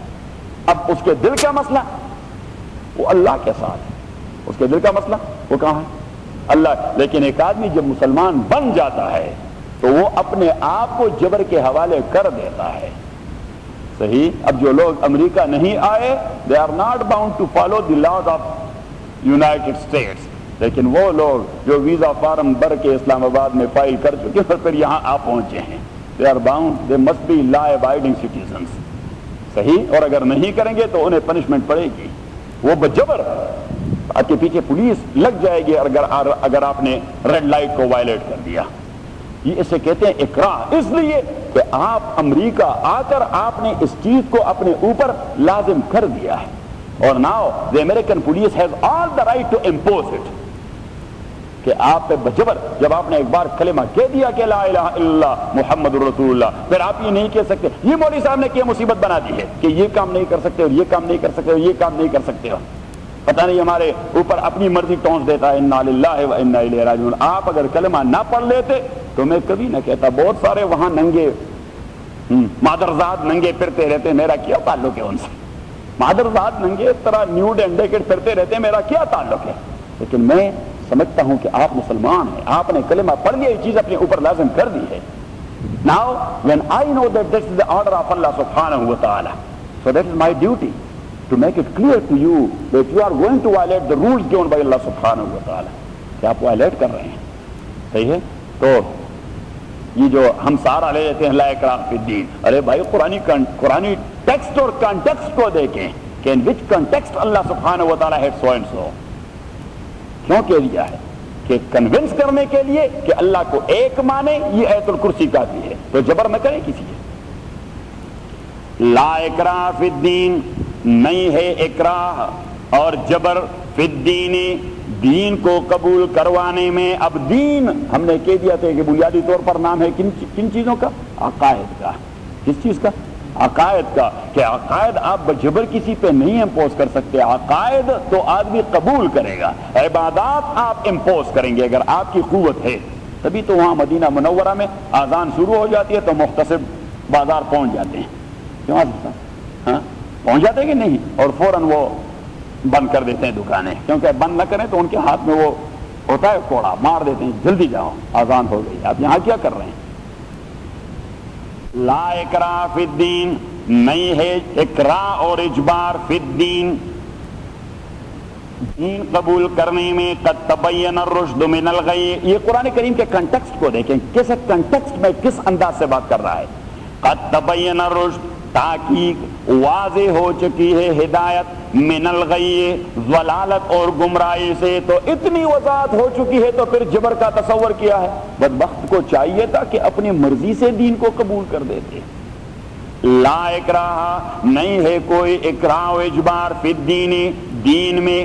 قد تبین الرشد من الغی, تحقیق واضح ہو گیا ہے, کلیئر کٹ ہو گیا ہے ہدایت, من الغی ضلالت اور گمراہی سے. فمن یکفر بالطاغوت, پر وہ آدمی جو انکار کر جاتا ہے طاغوت سے, وَيُؤْمِنْ بِاللَّهِ, اور عقیدہ رکھتا ہے اللہ تعالیٰ پر, فقد استمسکا, تو اس نے پکڑ لیا ہے بالعروۃ الوثقی, دین کی مضبوط رسی کو.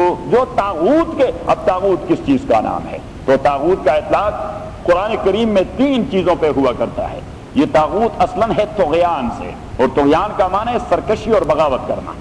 سرکشی ہاں اور بغاوت کرنا, ریڈیکولس ہونا یا ریبیل ہونا, باغی ہونا. طاغوت اصطلاح کے حوالے سے 3 چیزوں پر اس کا اطلاق ہوتا ہے. کبھی یہ شیطان کے لیے استعمال ہوتا ہے کیونکہ اس سے معبود بنا دیا جائے, جن کی عبادت کی جائے, تو انہیں طواغیت کہا گیا ہے. کیا کیا گیا؟ ہاں طواغیت. طواغیت اس کا پلورل ہے, طاغوت سنگولر ہے. ان بتوں کو طاغوت کہا گیا ہے. اور تیسرا, طاغوت کا اطلاق ہو گیا ہے نظام جو اللہ کے نظام کے علاوہ کوئی دوسرا ہو. نظام جو اللہ نے نہ دیا ہو, انسان نے اپنا بنایا ہو. یریدون ان یتحاکموا الی الطاغوت, یریدون ان یتحاکموا الی الطاغوت وقد امروا ان یکفروا بہ. پیچھے آ رہا ہے ویرید الشیطان ان یضلهم ضلالا بعیدا. اللہ کریم فرماتے ہیں کہ میرے نظام کی موجودگی میں یہ منافق اپنے فیصلے اور اپنے مقدمے طاغوتی نظام کے پاس لے جاتے ہیں. طاغوتی نظام, ہر وہ نظام جو انسان کا بنا بنایا ہو, قرآن کے مقابلے میں وہ طاغوتی نظام ہوگا. فَمَن يَكْفُرْ بِالطَّاغُوتِ, پس وہ جو انکار کر دیتا ہے طاغوت سے. طاغوت میں اللہ کے علاوہ کسی اور کے عبادت کرنے سے انکار کر دیتا ہے, شیطان کی اطاعت سے انکار کر دیتا ہے, اللہ کے نظام کے علاوہ کسی دوسرے نظام کے اپنانے سے انکار کر دیتا ہے. وَيُؤْمِنْ بِاللَّهِ, اور ایمان رکھتا ہے اللہ تعالیٰ پر, فَقَدْ اسْتَمْسَكَ, اس نے پکڑ لیا ہے مضبوطی سے, بِالْعُرْوَةِ الْوُثْقَىٰ, اللہ کی مضبوط رسی کو. لَا انْفِصَامَ لَهَا, نہیں ہے کوئی انقطاع اس رسی کا, وہ کٹے گی نہیں وہ رسی. آپ پکڑیں اسے مضبوط تو وہ رسی وہ ٹوٹے گی نہیں.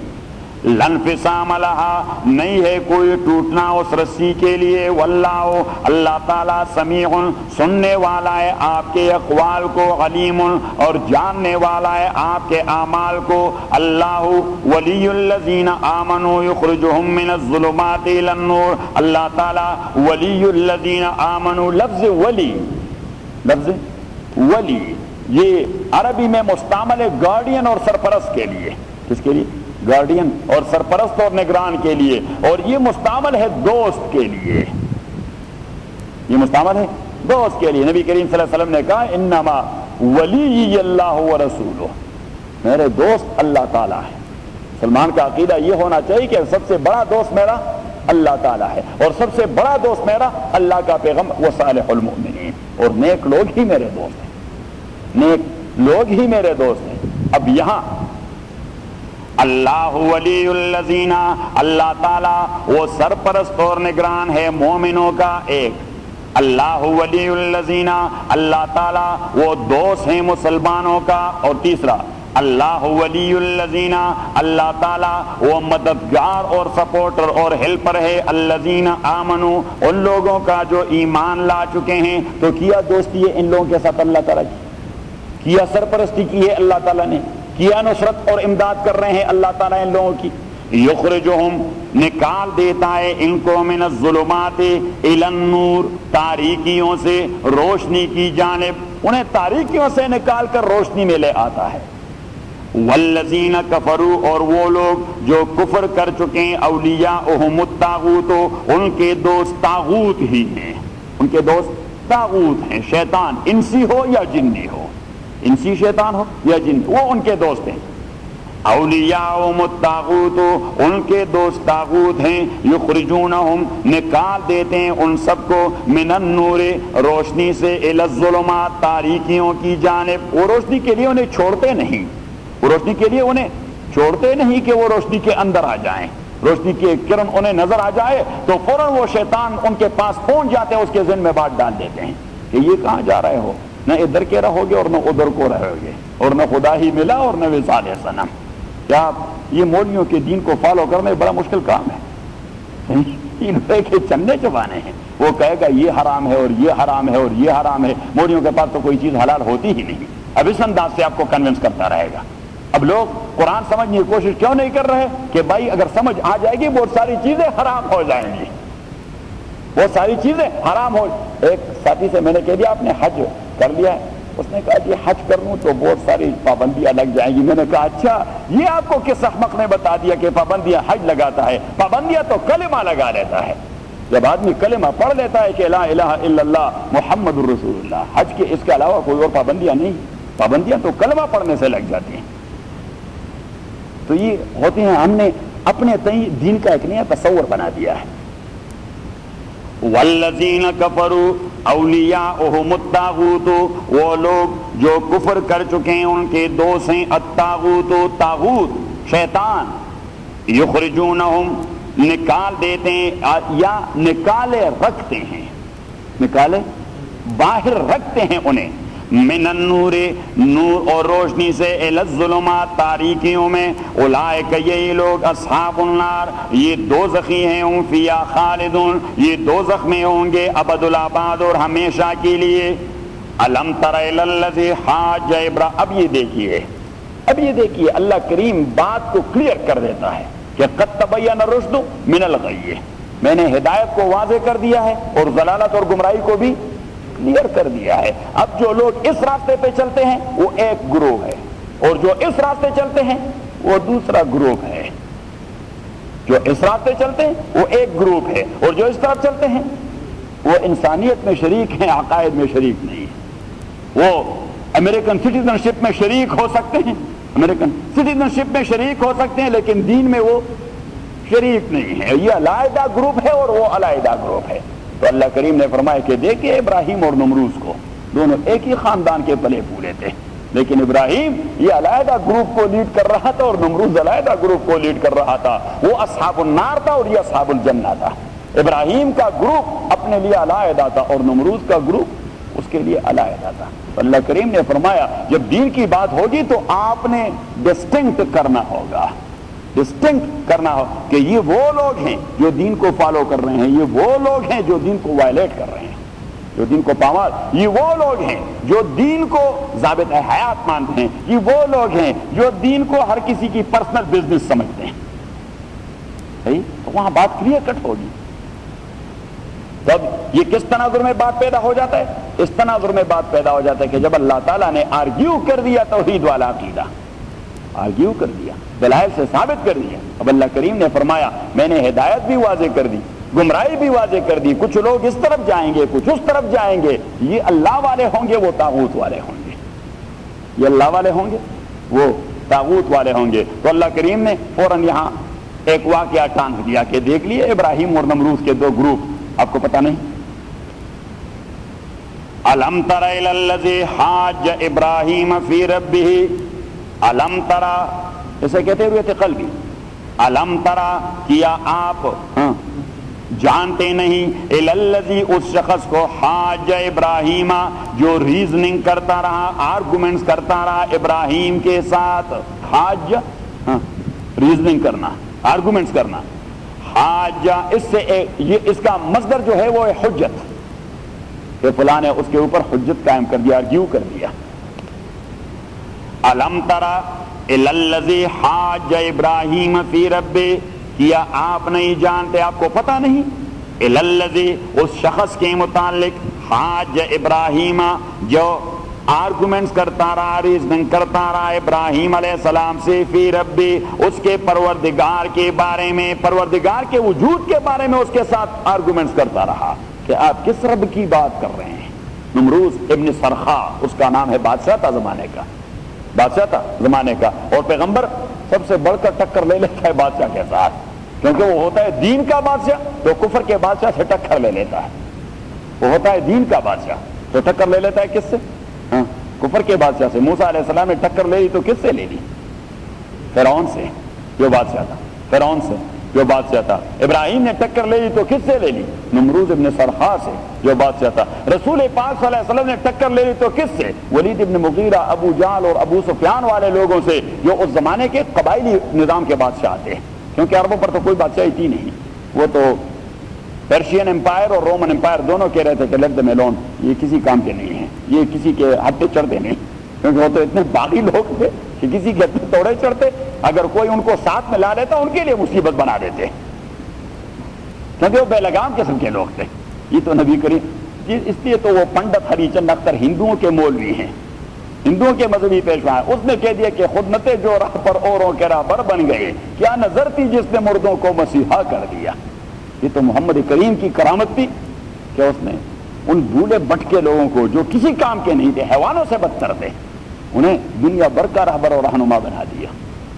دنیا بھر کا رہبر اور الذی حاج ابراہیم فی ربہ الم ترى آیا آپ کو پتہ نہیں اس شخص کے متعلق حاج ابراہیم جو آرگومنٹس کرتا رہا ابراہیم علیہ السلام کے ساتھ فی ربی اس کے پروردگار کے ذات کے بارے میں ان آتا اللہ الملک. اب آرگومنٹس کون کرتا ہے یہ دیکھیے اللہ نے علت بیان کر دی کہ غریب توڑا آرگومنٹس کرے گا ذیشان کے ساتھ آرگومنٹس کرے گا تو اس نے اسے تپڑ مارنی اور آصف صاحب کے ساتھ آرگومنٹس کرے گا تو اس نے اسے تپڑ مارنی ہے. غریب توڑا آرگومنٹ کرتا ہے یہ تو جس کے پاس قوت ہوتی ہے دولت ہوتی ہے آرگومنٹ تو وہی کرتا ہے بے دینی کے حوالے سے. تو اللہ کریم نے فرمایا وہ ابراہیم کے ساتھ آرگومنٹس کیوں کر رہا تھا اس لیے کر رہا تھا کہ بے دین کو میں نے بادشاہی دے دی تھی اور بادشاہی نے آرگومنٹ پہ اکسایا تھا. یہ دیکھیے انسان کا نیچر ہے غریب آدمی تو ڈر کے مارے بات نہیں کر سکتا اگر وہ بات کرے تو میں بھی اسے تپڑ مار سکتا ہوں. صحیح. وہ ہمارے گاؤں میں جوڑی صاحب ہمارے گاؤں میں ہندوؤں کی بارات جا رہی تھی میری پیدائش سے پہلے کی بات ہے بزرگ سناتے ہیں کہ بارات جا رہی تھی تو وہ ڈول اور باجے وغیرہ ہوتے ہیں بارات کے ساتھ تو وہ ڈول باجے تھے تو مسجد کے قریب وہ لوگ پہنچ کر پھر ڈول باجے بند کر دیتے ہیں راستے سے گزرتے ڈول باجے مسجد کے احترام کے حوالے سے بند کر دیتے. تو وہ ہمارے گاؤں کے ایک بزرگ سادہ زمیندار قسم کے آدمی تھے تو اس سے کسی نے کہا عصر کی نماز میں کہ دیکھیے یہ فلاں پتہ نہیں آپ لوگ کیا کہتے ہیں اسے اردو میں ہم ڈوم کہتے ہیں جو ڈول باجے بجاتے ہیں آپ کیا کہتے ہیں نہیں ڈول نہیں وہ آدمی جو بجاتا ہے ہم اسے ڈوم کہتے ہیں وہ بجانے والا آدمی جو ہوتا ہے. اچھا تو وہ آدمی جو بجانے والا ہوتا ہے تو وہ اس بزرگ سے ایک آدمی نے کہہ دیا کہ جی ہمارے محلہ کا فلاں ڈوم نہیں ہے اس کا اللہ بیڑا غرق کر دے. بارات آج جا رہی تھی سارے ڈوموں نے اور بجانے والوں نے اپنے ساری چیزیں بند کر دی اور یہ وہ اپنا جو تھا وہ بجا رہا تھا اس کو اللہ مارے ہمارے پشتوں میں ہوتا ہے اس کو اللہ مارے اس کو اللہ. تو بوڑھے کو غصہ آیا تو اس نے فوراً اس کو تپڑ مار دی کہ اچھا یہ تمام کو اللہ مارے گا تو آپ اس ڈوم کو بھی نہیں مار سکتے کہ ڈوم کو مارنا تو آسان کام ہے تو معاشرے کا غریب ترین آدمی ہوتا ہے غریب کو تو ہر کوئی تپڑ مار دیتا ہے. صحیح ہے. تو غریب آدمی وہ آرگومنٹس نہیں کر سکتا وہ آرگومنٹس کرے گا 2-3 تپڑوں سے برداشت کرنے پڑیں گے. یہ وہ کرتا ہے جس کے پاس دولت ہو یا حکومت ہو یا قوت ہو پاور ہو. تو اللہ کریم فرماتے کہ نمرود ابن سرحا ابراہیم کے ساتھ کیوں آرگومنٹس کر رہا تھا ان آتا اللہ الملک اس وجہ سے کہ اللہ نے اسے بادشاہی دے دی. لم تر الی الذی حاج ابراہیم فی ملکہ، آیا آپ کو پتہ نہیں الی الذی اس شخص کے متعلق جو آرگومنٹس کر رہا تھا ابراہیم علیہ السلام کے ساتھ اس کے پروردگار کے بارے میں، ان آتا اللہ الملک، اس وجہ سے کہ اللہ نے اسے بادشاہی دے دی تھی، ملک بادشاہی. اذ قال ابراہیم، اذ قال ابراہیم ربی الذی، اذ قال جب کہہ دیا ابراہیم نے ربی الذی میرا رب وہ ذات ہے. اس نے پوچھ لیا ابراہیم سے کہ یہ آپ جس رب کی بات کر رہے ہیں یہ رب کون ہوتا ہے؟ کیونکہ رب یہ ایک لفظ ہے لغت عربی میں جس کا معنی ہوتا ہے لارڈ، جس کا معنی ہوتا ہے سسٹینر، جس کا معنی ہوتا ہے پرووائڈر، جس کا معنی ہوتا ہے کنگ. ابھی مختلف معنی میں استعمال ہوتا ہے. تو نمرود بھی اپنے تئیں رب بنا بیٹھا تھا کیونکہ he was also a lord in his territory, اس ریجن میں وہ رب تھا. تو اس نے ابراہیم سے کہہ دیا کہ آپ کسی رب کا تذکرہ کر رہے ہیں میری اتھارٹی کو چیلنج کرتے ہوئے، میری اتھارٹی کو چیلنج کرتے ہوئے کوئی پیرل قسم کے حکمران کا آپ تذکرہ کر رہے ہیں. یہ آپ کا رب کون ہے؟ جس رب کا اب اگر آپ یہاں امریکہ میں رہتے ہوئے کسی دوسرے صدر کا تذکرہ شروع کر دیں اور پروپیگیٹ کرتے رہیں، ہاں تو ایف بی آئی والے آپ سے پوچھا کریں گے بھائی کلنٹن کے علاوہ کوئی دوسرا صدر کون ہوتا ہے؟ کہ آپ کوئی کلنٹن صاحب کی اتھارٹی کو چیلنج کر رہے ہیں. نمرود کو بھی خطرہ پڑ گیا، یہ کسی لارڈ کا تذکرہ کر رہا ہے، یہ رب کا تذکرہ کر رہا ہے، میرے اتھارٹی کو چیلنج کر رہا ہے. اسے بلایا آئے کہ یہ آپ کا رب کون ہے، کہاں ہے؟ ابراہیم علیہ السلام نے جواب دیا اذ قال ابراہیم، جب کہہ دیا ابراہیم علیہ السلام نے ربی الذی کہ میرا رب اور میرا پروردگار اور میرا بادشاہ الذی وہ اللہ ہے، یحیی و یمیت جو زندہ کر دیتا ہے، و یمیت اور مرواتا ہے. جو زندہ کر دیتا ہے مینس پیدا کرتا ہے، و یمیت اور مرواتا ہے. اس نے کہا اچھا رب کی یہ کوالٹیز ہوتی ہیں؟ اس نے کہا ہاں. فدعا بمسجونین، حدیث میں آیا ہے اس نے 2 قیدیوں کو پھانسی گارڈ سے بلایا اسی وقت، ڈکٹیٹرشپ کوئی پروسیجر توڑا تھا وہاں لیگل، بلایا اسے، دونوں کے متعلق حکم دیا گیا تھا کہ ان کو پھانسی پر چڑھا دیا جائے. اس نے کہا یہ دونوں یہ آج پھانسی ہونے والے ہیں، یہ کوالٹی تو میری بھی ہے، میں اس ایک کو آزاد کرنے کا حکم دے دیتا ہوں اور دوسرے کے متعلق کہہ دیا تو پھانسی پر چڑھا دیں. اس نے کہا یہ زندہ کرنا اور مروانا یہ تو میں بھی کر دیتا ہوں. تو اگر یہ کوالٹیز ہیں دین آئی ایم رب، دیر از نو باڈی ایلس، کوئی دوسرا ہو نہیں سکتا، بس میں ہی ہوں. آپ نے کوالٹیز بیان کر دی کہ یہ صفت کہ وہ زندہ کر دیتا ہے اور مرواتا رہتا ہے، تو میں نے بھی ایک کو زندہ کر دیا اور دوسرے کو مروایا. اب ابراہیم علیہ السلام سمجھ گئے، ہمارے شیخ فرمایا کرتے تھے کہ ابراہیم علیہ السلام سمجھ گئے کہ آدمی تو ہے پورا گدھا لیکن دم نہیں اس کا، کیونکہ یہ احیاء اور اماتت کی ڈیفینیشن اور تعریف کو نہیں جانتے کہ زندہ کروانا اور مروانا اسی کا مفہوم کیا ہے. اس نے زندہ چھوڑنے کو زندہ کروانے کے معنی میں لے لیا اور اس نے قتل کرنے کو مروانے کے معنی میں لے لیا، جو ڈفرینشیٹ نہیں کر سکتا ان 2 ٹرمز کو آپس میں. تو ابراہیم علیہ السلام نے سوچ لیا کہ اس بدبخت کے سامنے تو ایسا واضح اور کلیئر کٹ قسم کا دلیل لانا ہوگا جو اس قسم کا گدھا بھی آسانی سے سمجھ سکے. اذ قال ابراہیم ربی الذی کہ میرا رب یحیی و یمیت جو زندہ کر دیتا ہے اور مرواتا ہے. قال اس نے کہہ دیا انا میں، احیی میں بھی زندہ کر دیتا ہوں، وہ امیت اور مرواتا ہوں، میں بھی یہ کام کرتا ہوں. پھر تو میں ہی رب ٹھہرا، تو وہی کام کر دیا جو میں نے بتا دیا. قال ابراہیم کہہ دیا ابراہیم علیہ السلام نے فإن اللہ تحقیق اللہ تعالیٰ یاتی بالشمس لے آتا ہے سورج کو من المشرق مشرق سے، فات بہا من المغرب آپ لے آئیے بہا اس سورج کو من المغرب مغرب کی جانب سے، وہ ایسٹ سے روزانہ لے آتا ہے سورج کو، تو آپ اسے ذرا ویسٹ سے لے آئیں. ہاں تو آپ نے کاؤنٹر کر دیا کہ میں بھی مرواتا ہوں اور زندہ کرواتا ہوں، تو میرا پروردگار روزانہ ایسٹ سے نکلواتا ہے. ہاں ایسٹ سے نکل، تو آپ اسے ذرا ویسٹ سے نکلوائیں.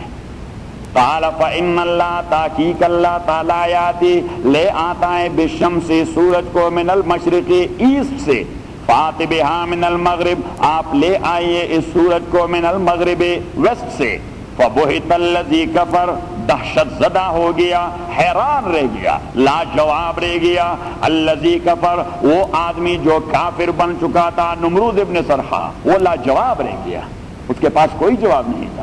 اب اللہ کریم پیچھے جو جملہ کہہ دیتے ہیں تو وہ ایک اہم نقطہ ہمارے ذہن میں ڈالنا چاہتے ہیں کہ آدمی تھا جھوٹا۔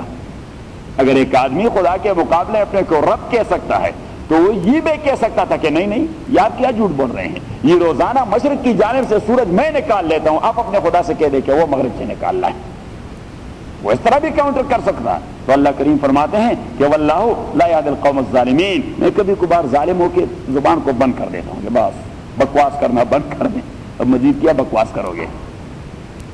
قال فإن اللہ یاتی بالشمس، لے آتا ہے سورج کو من المشرق، مشرق کی جانب سے، فاتب آپ لے آئیے اسے من المغرب، مغرب کی جانب سے، فبہت الذی کفر، حیران ہو گیا، مبہوت اور دہشت زدہ رہ گیا، لاجواب رہ گیا، الذی کفر، وہ آدمی جو کافر بن چکا تھا، واللہ، اللہ تعالی، لا یہدی القوم الظالمین، ہدایت نہیں دیتا، راستہ نہیں دیتا بات کرنے کا، القوم الظالمین، ظالم گروہ کو اور ظالم قوم کو ایک معنی کہ بات کرنے کا راستہ نہیں دیتا، اس کے زبان پہ ٹھپا لگا دیتا ہے، اور دوسرا معنی کہ ابراہیم نے اتنا کلیئر کٹ سائن پیش کر دیا کہ میں اس رب کی بات کر رہا ہوں جو مشرق سے سورج لے آتا ہے، آپ مغرب سے لے آئیں، وہ مبہوت رہ گیا، تو چاہیے یہ تھا کہ وہ ایمان لے آتا، چاہیے کیا تھا کہ وہ، لیکن اللہ کریم فرماتے ایمان بھی تو میری دین ہے، یہ جب میں چاہوں تو دے دیتا ہوں،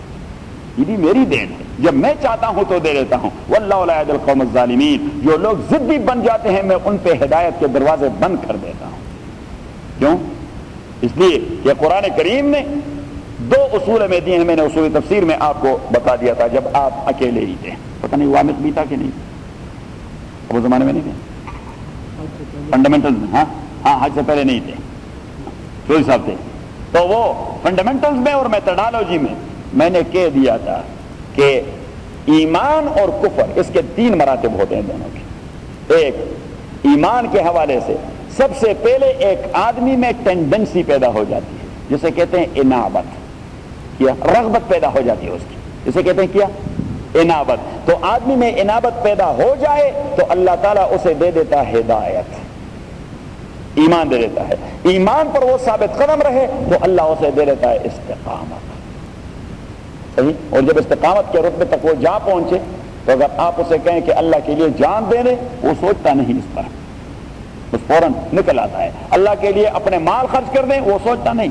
کیونکہ اسے اللہ تعالیٰ نے وہ اسٹیبلٹی دی ہوتی ہے کہ وہ ان چیزوں کو عارضی سمجھتے ہیں کہ جان دی ہوئی اسی کی تھی، تو ایک شاعر نے کہہ دیا تھا کہ جان دی ہوئی اسی کی تھی، حق تو یہ ہے کہ حق ادا نہ ہوا، اگر میں نے اللہ کے لیے اپنی جان دے دی تو میں نے کون سا تیر مارا، یہ میرا جان کس کا تھا، اللہ کا، اور یہ ہمارا بدن کس کا تھا، اگر میں نے اپنے پیسے اللہ کے لیے دے دیے میں نے کون سا تیر مارا، یہ میرے پیسے کس کے تھے، اللہ تعالیٰ کے دیے ہوئے تھے، اسی کا اپنا مال اسے واپس لوٹایا، تو جان دی ہوئی اسی کی تھی، حق تو یہ ہے کہ حق ادا نہ ہوا۔ تو اب آپ یاد رکھیں سب سے پہلے انابت، کیا انابت مین ٹینڈنسی، رغبت پیدا ہو جاتی، رجحان، اور دوسرا پھر اسی کے بعد ہدایت، کیا ہدایت، اور پھر اسی کے بعد استقامت، ٹھیک، یہ ایک سائڈ پر۔ دوسری جانب سب سے پہلے ہوتی ہے ضلالت،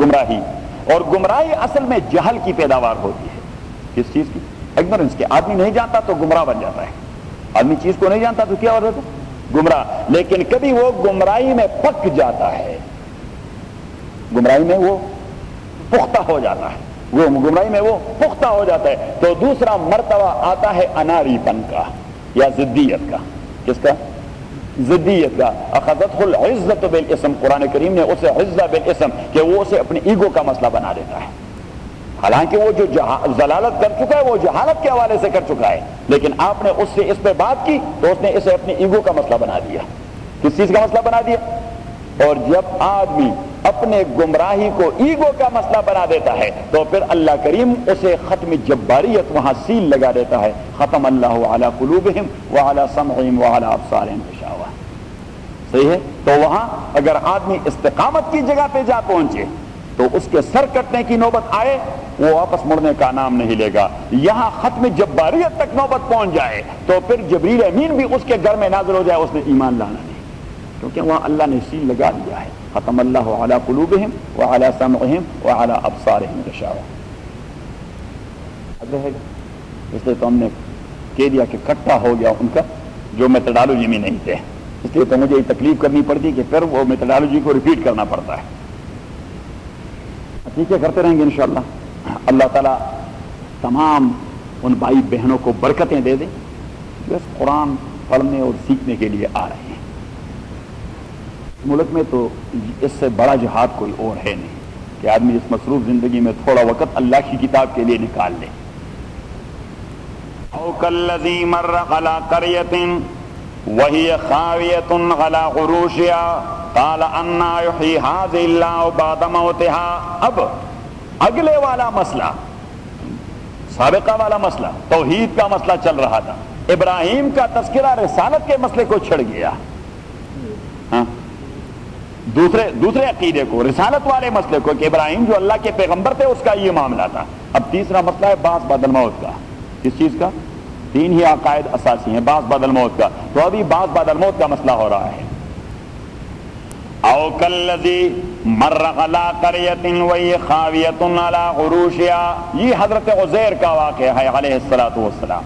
حضرت عزیر بنی اسرائیل کے پیغمبر تھے اور یہ وہ پیغمبر تھے جسے یہودیوں نے خدا کا بیٹا بنا دیا تھا. یہودیوں نے اسے خدا کا بیٹا بنا دیا تھا. ایک تفصیل تو میں نے بتا دی بخت نصر والے واقعے کی، بخت نصر والے واقعے کی. اس کے بعد حضرت داؤد علیہ الصلوۃ والسلام وہ حکمران بن گئے. اس کے بعد حضرت سلیمان وہ حکمران بن گئے، وہ حکمران بن گئے. پھر حضرت سلیمان علیہ الصلوۃ والسلام کے زمانے میں تو آپ کو یاد ہے کہ جالوت کب مسلط تھا؟ 20 to 1004، 1020 سے لے کر 1004 قبل مسیح تک. وہاں پہ ہند سے اس لیے کم ہو جاتے ہیں کہ قبل مسیح کا تذکرہ ہے. 1020 سے لے کر 1004 تک وہ مسلط تھے. ہاں، وہ مسلط کون؟ جالوت. حضرت سمویل علیہ الصلوۃ والسلام نے جب طالوت کی تقرری اللہ کے حکم سے کر دی، ہاں، تو 1004 میں حضرت داؤد کے ہاتھوں جہاد میں وہ آدمی مر گیا. ان کی قوت طاقت و تاراج ہو گئی. بنی اسرائیل کے قیدی آزاد ہو گئے. بنی اسرائیل کو اللہ نے حکومت سے نوازا. طالوت نے بھی حکومت والی ذمہ داری داؤد علیہ الصلوۃ والسلام کو دے دی.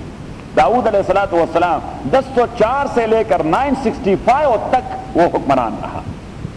1004 سے لے کر 1004 سے لے کر 1004 سے 965 تک وہ حکمران رہے قبل مسیح. اور 965 سے لے کر 926 تک حضرت سلیمان علیہ السلام اس کے بیٹے حکمران رہے. سے لے کر 926 تک، 965 سے لے کر 926 قبل مسیح تک. عیسیٰ علیہ السلام سے قبل والی بات ہے، اس لیے ڈیجٹس میں کم ہو رہے ہیں. ادروائز تو کہنا چاہیے کہ 926 سے لے کر 965 تک. ہاں، قبل مسیح کی بات ہے، ریورس لگا رہے ہیں. یہ حضرت سلیمان علیہ السلام حکمران تھے. سلیمان علیہ الصلوۃ والسلام کے دور میں شمالی ساحل اور جنوبی ساحل، اسی پر فینقی اور فلسطین دو قوتوں کی حکومت کی. بائی سارا فلسطین اور شام یہ حضرت سلیمان علیہ الصلوۃ والسلام کی زیر نگی تھی. سلیمان علیہ السلام کے وفات کے بعد بنی اسرائیل نے پھر دنیا پرستی شروع کر دی. ریاست دو حصوں میں بٹ گئی. مشرقی اردن اور شمالی فلسطین پر اسرائیلی حکومت قائم ہو گئی. اس کا دارالخلافہ اور کیپٹل تھا سامریہ. یہ پیچھے فلسطینی بھائی بیٹھے ہیں، جانتے ہیں سامریہ ہے نا؟ سامریہ ہاں، نارتھ فلسطین. تو سامریہ یہ اس کا دارالخلافہ تھا. اور جنوبی فلسطین اور ادوم پر یہودیہ کی حکومت تھی اور اس کا کیپٹل تھا یروشلم. وہ بنی اسرائیل خود دو حصوں میں بٹ گئے. ایک لوگ وہ اسرائیل کی نام سے حکومت قائم کر گئے، دوسرے وہ یہودیہ کے نام سے حکومت قائم کر گئے. ان کا دارالخلافہ اور کیپٹل وہ سامریہ اور ان کا دارالخلافہ اور کیپٹل یروشلم. اسرائیلی ریاست جو پہلے والا ہے اسی کے بادشاہ نے ایک مشرک شہزادی سے نکاح کر دیا. اسی زمانے میں اللہ نے اسے سمجھانے کے لیے 2 پیغمبر بھجوا دیے. حضرت الیسع قرآن کریم میں اس کا تذکرہ ہے, والیسع وذا الکفل, ایک عورت بادشاہ کے ساتھ الیسع. اور دوسرا پیغمبر ہے حضرت الیاس, وان الیاس لمن المرسلین. تو وہ دونوں آئے اور اسے شرک سے منع کیا, لیکن اس بدبخت نے ان دونوں پیغمبروں کو بڑی سخت اذیتیں دی. ایک تیسرا پیغمبر آیا حضرت میکایا, تو اس بدبخت نے اسے جیل میں بھیج دیا. اس کے بعد جو بادشاہ آیا اس کا نام تھا یہودا, اسرائیل کا بادشاہ یہودا. اس نے حضرت زکریا علیہ الصلوۃ والسلام کو سنسار کر دیا تھا, پتھر مارنے سے شہید کر دیا اسے. لہذا اس کے پس منظر میں اشوریوں کے شکل میں ان پہ غضب نازل ہو گئی. اشوری ایک قوم ہے, اشوری تو آپ نے اشوری تہذیب آپ نے تاریخ میں پڑھ لیا ہوگا. تو اشوری وہ ان پہ مسلط ہو گئے. 587 میں ایک دوسرے پیغمبر آئے, اس کا نام تھا حضرت عاموس. اس نے بھی ان کو بہت سمجھایا, لیکن یہ لوگ سمجھنے والے نہیں تھے. 721 میں اشوری حکمران نے سامریہ کو بھی فتح کر دیا. 27,000 کو قید کر دیا اور ہزاروں کی تعداد میں لوگوں کو قتل کر دیا. نصر ان کے اوپر مسلط ہو گیا 587 قبل مسیح میں. 587 قبل مسیح میں. آپ ذرا سورہ بنی اسرائیل نکالیں, 15ویں پارے کی ابتدا, تو اس کا پہلا حصہ ہم پڑھ چکے تھے. بالکل 15واں پارا, 3 والے یا بلیک والے میں, بلو والے میں, بلو والے میں 283, گرین والے میں 283 صفحہ, آیت نمبر 7, آیت نمبر 6. ثم رددنا لكم الكرة عليهم, پھر دے دیا ہم نے آپ کو الکرتا غلبہ علیہم جالوت والوں پر, جس کا واقعہ گزر گیا. وَأَمْدَدْنَاكُمْ بِأَمْوَالٍ وَبَنِينَ, اور ہم نے امداد کر دی آپ لوگوں کو مال اور بیٹوں کے ذریعے. وَجَعَلْنَاكُمْ أَكْثَرَ نَفِيرًا, اور میں نے بنا دیا آپ لوگوں کو جنگجو. اکثر نفیرہ, جو ہر وقت جہاد کے لیے تیار رہتے ہیں, کیونکہ جو لوگ ہر وقت لڑنے کے لیے تیار رہتے ہیں ان پر پھر کوئی حملہ نہیں کرتا. یہ حملہ تو تب کیا جاتا ہے جب لوگ سو جاتے ہیں. ان احسنتم احسنتم لانفسکم, اگر آپ احسان کریں گے تو یہ احسان اپنے لیے ہے. وَإِنْ أَسَأْتُمْ, اگر برائی کریں گے فَلَهَا, وہ بال آپ کے اوپر پڑے گا. اللہ کریم نے فرمایا, اپنے تاریخ دیکھ لی, مشاہدہ کر لیا. اگر آپ ٹھیک راستے پر جائیں گے فائدہ آپ کا, غلط راستے پر جائیں گے نقصان آپ کا. فَإِذَا جَاءَ وَعْدُ الْآخِرَةِ, بس جب آ گیا اللہ کا دوسرا فیصلہ اور آپ لوگوں نے پھر انبیاء کا قتل شروع کر دیا اور باغی ہو گئے. لِيَسُوءُ وُجُوهَكُمْ, تاکہ آپ کے چہروں کو برا بنا دے, مینس کہ آپ کو ذلیل کر دے. چہروں کو برا بنا دے مینس کہ آپ کو ذلیل کر دے. وَلِيَدْخُلُوا الْمَسْجِدَ, اور تاکہ داخل ہو جائیں وہ کفار المسجد بیت المقدس میں فاتحانہ انداز سے, کما دخلوا اول مرہ, جس طرح وہ داخل ہو گئے تھے اس میں پہلی بار. وَلِيُتَبِّرُوا مَا غَلَوْا تَتْبِيرًا, اور تاکہ وہ ڈھا دیں وہ ساری آبادیاں جو آپ کر چکے ہیں, تدبیراً مکمل ڈالیں, تدبیراً مکمل ڈالیں. تو بخت نصر جب آ گیا بیت المقدس کو بھی ڈال دیا, اسے شہید کر دیا, ان کے گھروں کو بھی تباہ و برباد کر دیا. 1,00,000 یہودیوں کو پکڑ کے وہ بابل لے گیا, قیدی بنا کر, وہ بابل لے گیا. کہاں لے گیا؟ بابل لے گیا، اس نے بیت المقدس پہ یعنی قبضہ نہیں کیا، بس چلا گیا۔ اس نے 1 لاکھ یہودیوں کو وہاں لے کے وہاں ان سے پتھر اٹھاتے رہے اور بگاڑ کرواتے رہے ان سے، ہاں بگاڑ کرواتے رہے۔ ان کی تاریخ ہے اس کی، جو علامہ نے ایک بڑی عجیب بات کہی تھی کہ فطرت افراد سے اغماس تو کر لیتی ہے، فطرت ہاں افراد سے اغماس تو کر لیتی ہے ولی کرتی نہیں ملت کے گناہوں کو معاف۔ اللہ کا فطری قانون ایسا ہے کہ فرد کو معاف کر دیتا ہے۔ میرا انفرادی جرم ہے، آپ پر اس کا کوئی اثر نہیں پڑ رہا، آپ پر اس کا کوئی اثر نہیں پڑ رہا تو اللہ معاف کر دیتا ہے، وہ بادشاہ ہے۔ لیکن میرا ایسا جرم ہے جو ملت کو تباہ کر دیتا ہے، یا ملت ایسے اجتماعی جرم میں کا مرتکب ہوتا ہے کہ وہ ملت کو خود تباہ کر دیتے ہیں، تو ایسے جرم کو اللہ تعالیٰ کبھی معاف نہیں کرتا۔ اور پھر اللہ کا قانون یہ ہے کہ اپنے دشمنوں کو عبادت لنا اولی باس شدید فجاسوا خلال الدیار، اللہ کریم نے فرمایا کہ میں نے پھر آپ لوگوں کے اوپر اپنے دشمنوں کو مسلط کر دیا۔ اب یہ لوگ ذلیل و خوار در در بھٹکتے پھرتے رہے، بھٹکتے رہے۔ اللہ تعالیٰ نے اور بخت نصر میں ایسا کیا کہ خبردار اگر کسی کے پاس تورات کا نسخہ پکڑا گیا، تو اگر کسی کا پتہ دیا گیا کہ وہاں میں فار ایگزامپل اس کو تورات کا ایک سپارہ یاد ہے، تو دیٹ واز اے سفیشینٹ جرم اینڈ سن اور کرائم، بس اس کے لیے کوئی دوسری سزا نہیں تھی، بس اسے پھانسی پر چڑھائیں کیونکہ یہ مصیبت پیدا کرے گا۔ ایسے بھی ایک سپارہ یاد ہے، ایک سپارہ یاد ہے، یہ مصیبت پیدا کرے گا بعد میں، اسے ختم کر دیں۔ جتنے سارے نسخے وہ سارے جلا ڈالے، تورات کا نام و نشان باقی نہیں رہا۔ اللہ تعالیٰ نے حضرت عزیر علیہ السلام کو بھجوایا اور وہ بیت المقدس کے اس ساحے میں، میدان میں کھڑے ہو کر اس نے اول سے لے کر آخر تک حضرت موسیٰ کی کتاب کو فر فر پڑھ کے سنایا۔